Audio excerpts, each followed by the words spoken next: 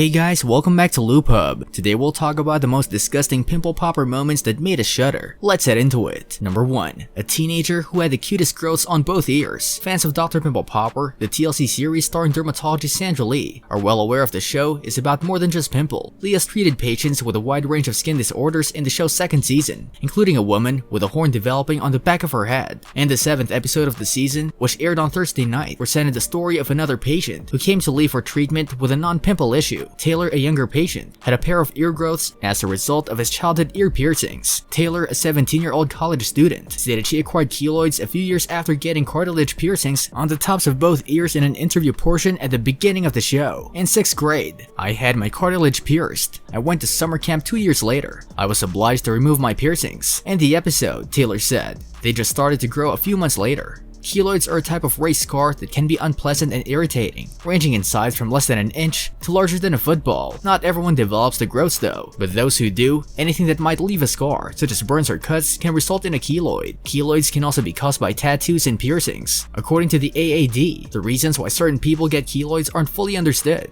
but certain people are more likely to develop them. Keloids are more common in people between the ages 10 and 30, as well as those of Asian, Hispanic, and African origin. A third of persons who get keloids also have a first-degree relative who gets them, suggesting family history could play a role. People may think I'm attractive, but I don't think so. I want to cover them up even when I'm alone. I think I take it more seriously than most people, but it's preventing me from enjoying my best life. Taylor displayed her ear keloids in an exam room at Lee's office in California. They're actually sort of cute, Lee said. I have to confess, keloids aren't usually very attractive, but Taylor's are the cutest I've ever seen. Lee then advised Taylor that eliminating the keloids was a risky proposition because the procedure to remove them would also traumatize her skin. Anytime you cause stress to the skin, you risk getting another keloid, and it's extremely likely that it will come back bigger, Lee said. Almost 100% of keloids reappear after being surgically removed, while there are some additional options for treatment, such as steroid injections to decrease keloids and cryotherapy to freeze them from the inside out. Taylor decided to go ahead with the surgical procedure. Lee froze the top of her ears before gently snipping out the growths and stitching up the sores that resulted. Taylor was given the opportunity to examine herself in the mirror after the treatment was completed. "Oh my gosh," she exclaimed, with a smile on her face. "It's been a long time since I've had a regular ear." Taylor would also have to keep an eye out for any signs of the keloids reappearing. It's critical to stay attentive after a keloid is removed. Keep an eye on that spot to make sure this isn't becoming more itchy, uncomfortable, or forming a more elevated scar. Those are the first indicators that a keloid is on its way back. If Taylor notices any symptoms, she should consult a dermatologist in her area. Taylor stated she was doing fantastic in a follow-up interview a few weeks after the treatment, and she also showcased a brand new hairdo. Number 2. Treating a woman with a baby head lipoma that weighed 5 pounds. Dr. Sandra Lee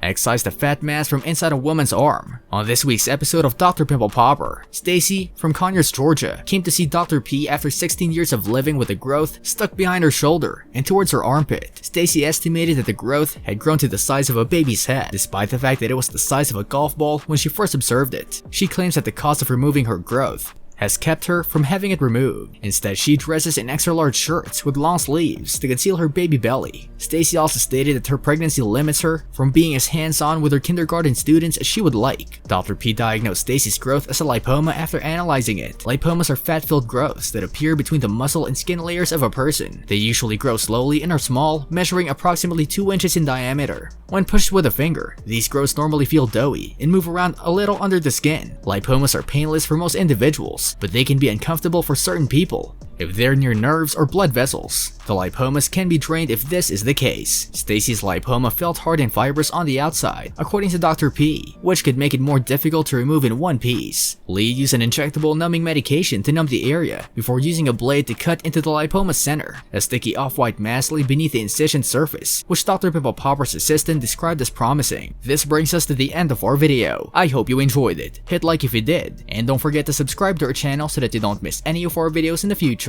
Also, watch the 2 videos that are on your screen because I'm sure you'll love them. With that, I'll see you in the next video.